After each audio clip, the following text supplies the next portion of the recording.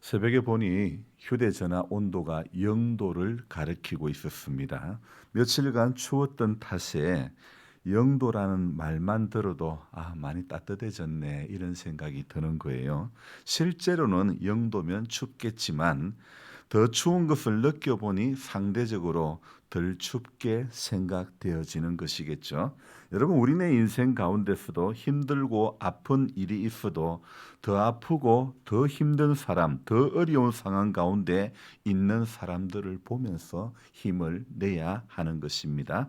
하지만 대개 사람들은요, 자기가 겪고 있는 일들이 제일 힘들다고 생각하는 경우가 더 많다는 거죠. 그래서 믿음이 있다고 하지만 여전히 자기 문제, 여전히 자기 상황 가운데 붙들려 살게 되는 것, 또 살고 있는 것이 어쩌면 우리들의 모습이 아닐까 싶습니다.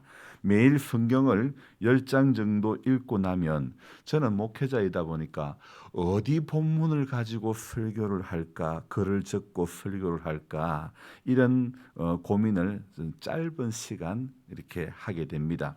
성경을 10장 정도 읽는 동안에 와닿는 말씀, 전하고 싶은 그런 말씀이 몇 군데가 와닿기 때문이죠. 우리 성도님들이야 어떻습니까? 성경을 읽을 때에 설교할 걱정이 없으니까 저에 비해 말씀을 읽는 것이 쉬울까요? 안 쉬울까요? 쉽겠죠. 그런데도 이게 말씀 한 장 편다는 것이요, 참 이게 쉽지가 않는 것이죠. 살 미소를 짓는 분들은 전가가 있는 분들입니다. 그러니까 그래도 우리는 성경 앞에 서야 되는 것입니다. 왜요? 우리 믿음의 잣대는 하나님의 말씀밖에 없는 줄로 믿습니다.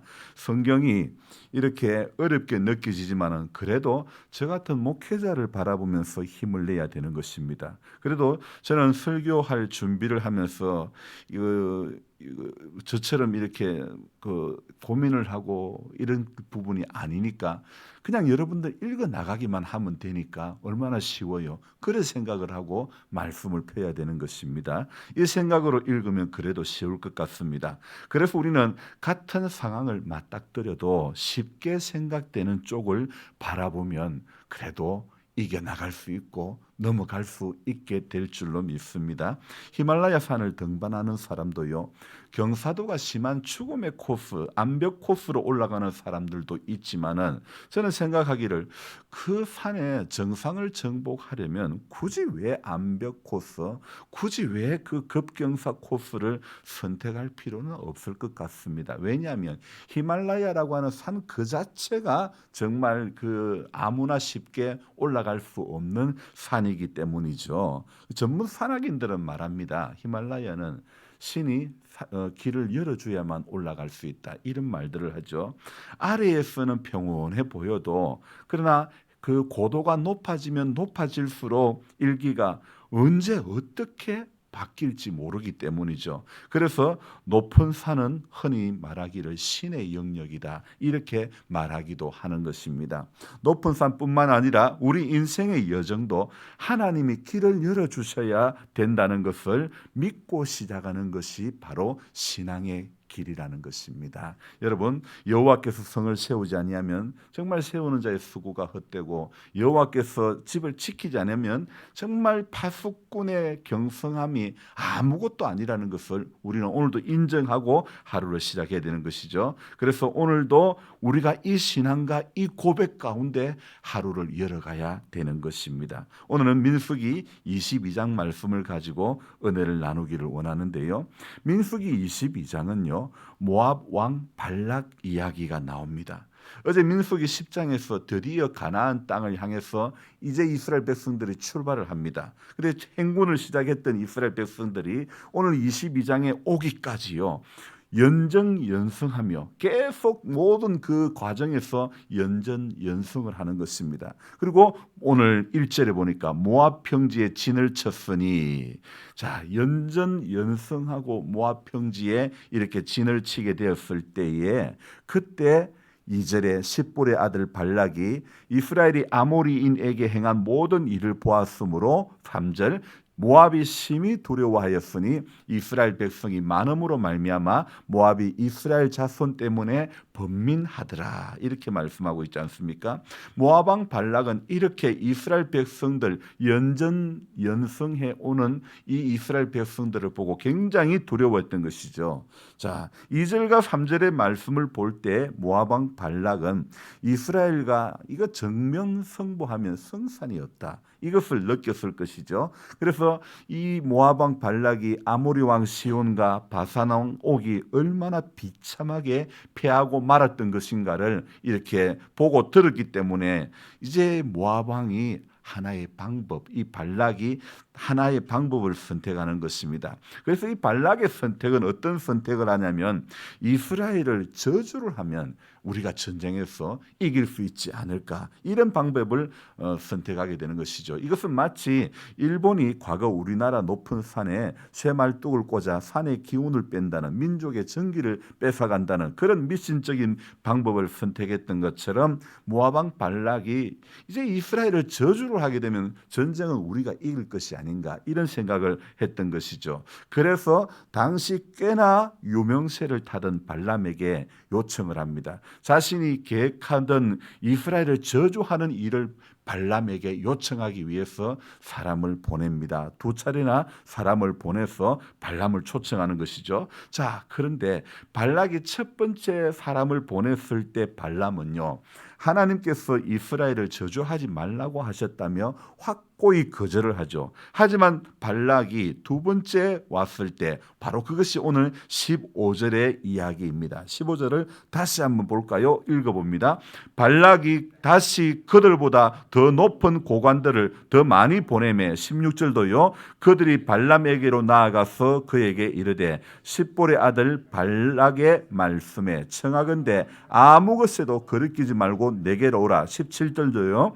내가 그대를 높여 존귀하게 하고 그대가 내게 말하는 것은 무엇이든지 시행하리니 청하건대 와서 나를 위하여 이 백성을 저주하라 하시더이다. 자, 처음에 하나님께서요, 이게 발람에게 아니라고 분명히 이야기했습니다. 그 이야기가 12절입니다. 같이 읽어봅시다. 하나님이 발람에게 이르시되 너는 그들과 함께 가지도 말고 그 백성을 저주하지도 말라. 그들은 복을 받은 자들이니라. 분명히 하나님께서 첫 번째 발람에게 너 그들과 함께 가지도 말고 저주하지도 말라. 그들은 복을 받은 자들이다. 이렇게 12절에 말씀했죠. 자, 그런데 두 번째 왔을 때 엄청난 재물과 어떤 조건을 제시를 하자 처음에 그 단호함은 어디로 갔는지 사라져버리고 말았던 것이죠. 여러분, 자, 처음에 아니면 두 번째도 아닌 것입니다. 하나님의 뜻이 첫 번째 아니면 그 다음에도 아닌 것입니다. 그런데 어떻습니까? 그런데 이미 하나님께서 가지 말라고 하셨음에도 불구하고 발람은 발락이 보낸 사람들을 여기서 하룻밤 한번 자보라고, 내가 하나님 앞에 한번 다시 물어보겠다고 이야기를 합니다.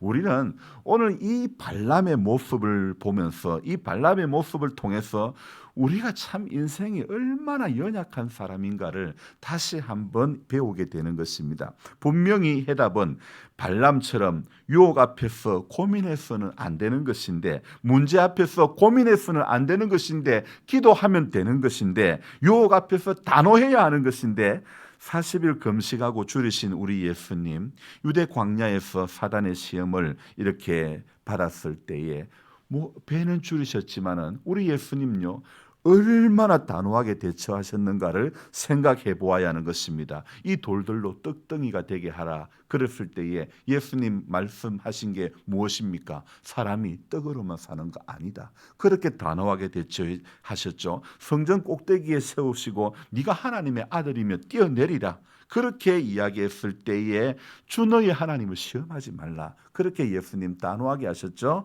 엎드려 전하면 이 모든 것을 네게 주겠다 하였을 때 예수님, 그런가요? 그래요? 하지 않았습니다. 사탄아 물러가라. 그렇게 아주 단호하게 대처하셨습니다. 그리고 기록되었으되 주 너희 하나님께 경배하고 다만 그를 섬기라.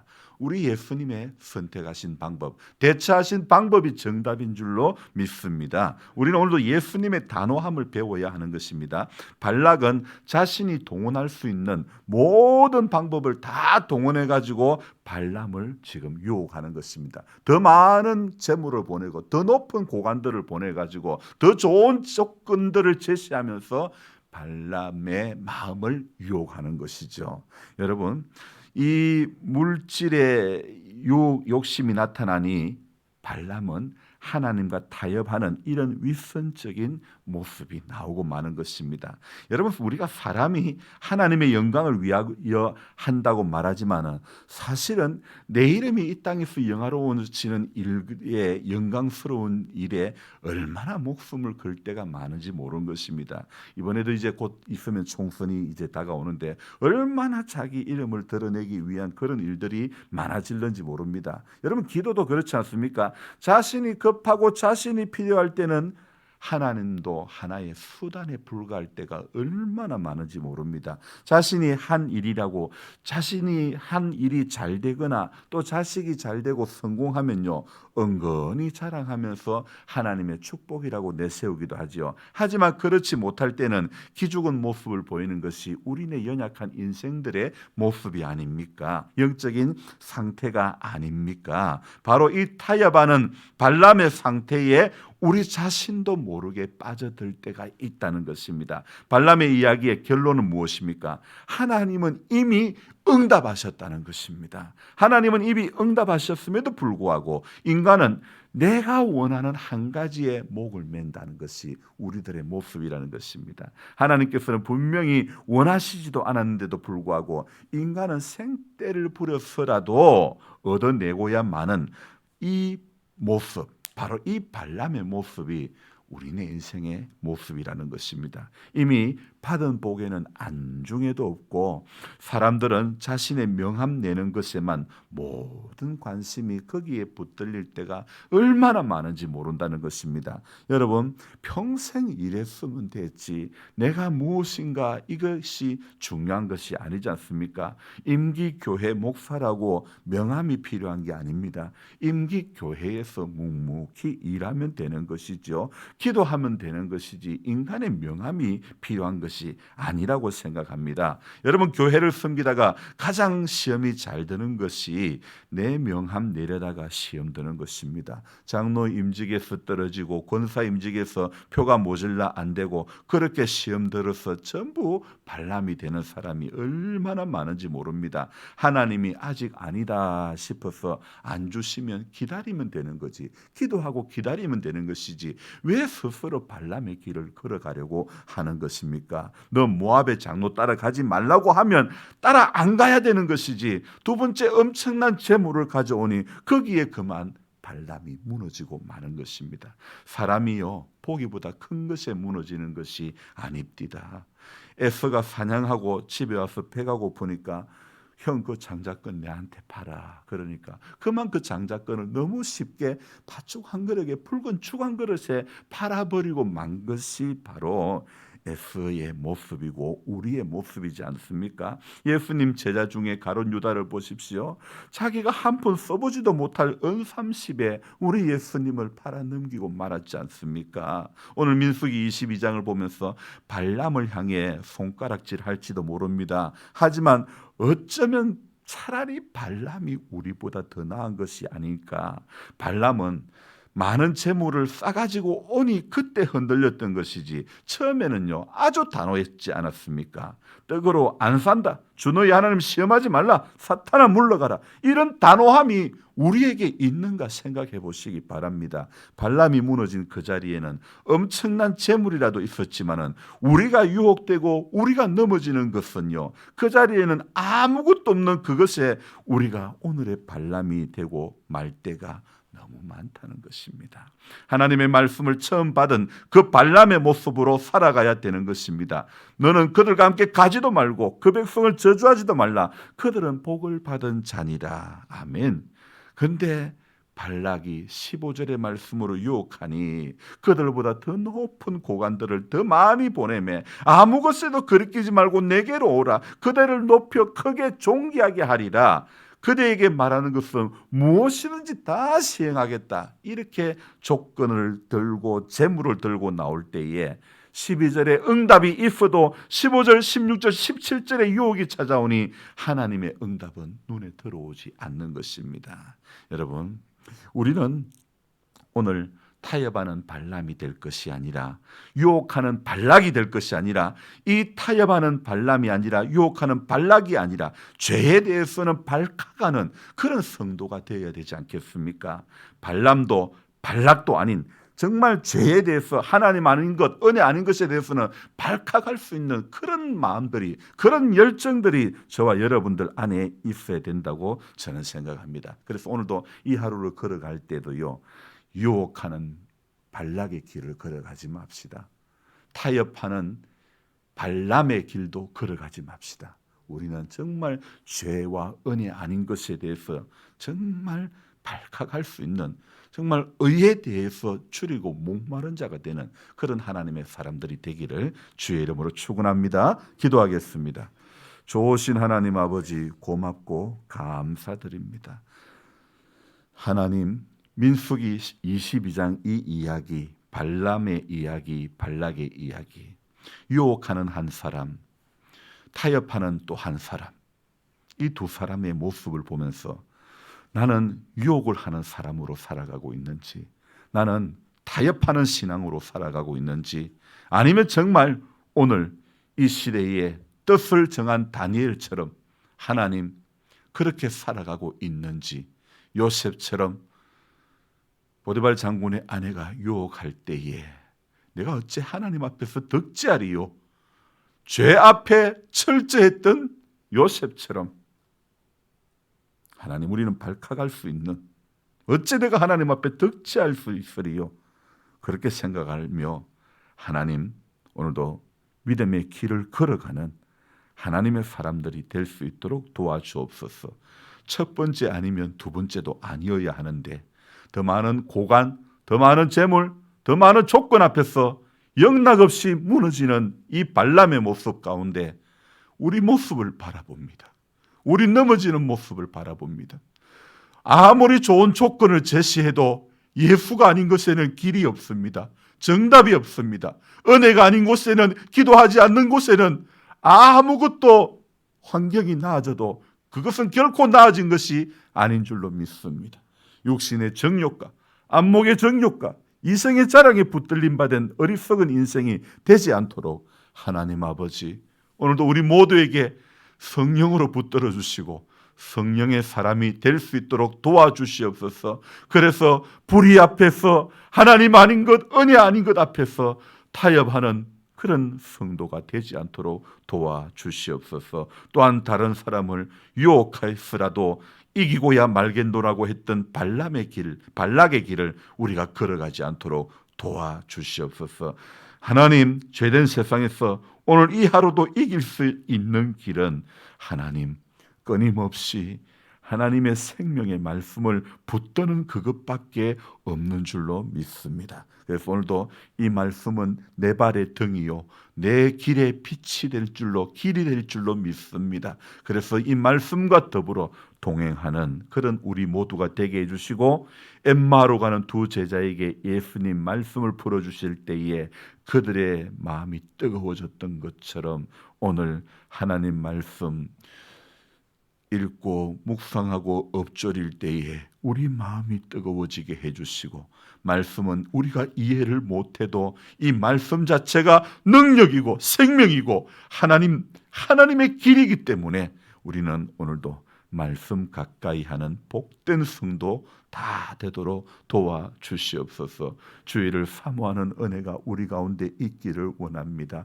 교회를 섬기면서 하나님 은혜 없이 섬기는 것, 은혜 없이 신앙생활하는 것, 뜨거움 없이 신앙생활하는 것, 하나님, 이거 열매 없는 잎만 무성한 무화과 나무와 같은 것입니다. 우리 모두는 오늘 또 가슴 뜨거운 신앙인의 길이 될 수 있도록 도와주옵소서. 감사를 드리며 예수님의 이름으로 기도드리옵나이다. 아멘. 간절한 마음으로 주여 부르고 기도합니다. 주여, 주여, 주여. 좋으신 하나님 아버지, 감사를 드립니다. 새로운 한 날을 또 시작하면서